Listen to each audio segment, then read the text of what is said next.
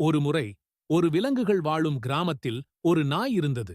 அது மிகவும் கோபம் அதிகமாகவும் எப்பொழுதும் மற்ற விலங்குகளை அடிப்பதோடு அச்சுறுத்தியும் இருந்தது. அதன் கோபத்தால் அங்கு வாழும் எலிகள் மிகவும் பயந்து கொண்டிருந்தன. நாய் அவற்றை பிடித்து துன்பப்படுத்தும் என்பதால் எலிகள் எப்போதும் அங்கு ஒளிந்தே வாழ்ந்தன. ஒருநாள் நாய்க்கு காயமடைந்தது. அதனால் அது தன்னால் நடக்க முடியவில்லை. உடல்நிலை சரியில்லாததால் அந்த நாய் எந்த உணவும் தேட முடியவில்லை. எலிகள் இப்போது நாய்க்கு பயப்படவில்லை. ஆனால் அவர்கள் மனம் சின்னஞ்சிறு பரிதாபத்தால் நாய்க்கு உணவு கொண்டு வந்து கொடுத்தன. அது உண்மையிலே நாயின் கண்களைத் திறந்தது.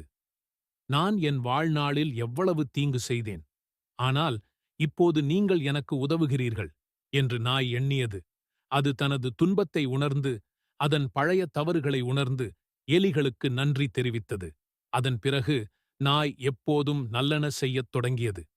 கதை நெறி: ஒருவருக்கு தீங்கு செய்வது அவர்களிடமிருந்து மீண்டும் திரும்பும். ஆனால் நன்மையால் நல்ல நிலைமைகள் மட்டும் கிடைக்கும்.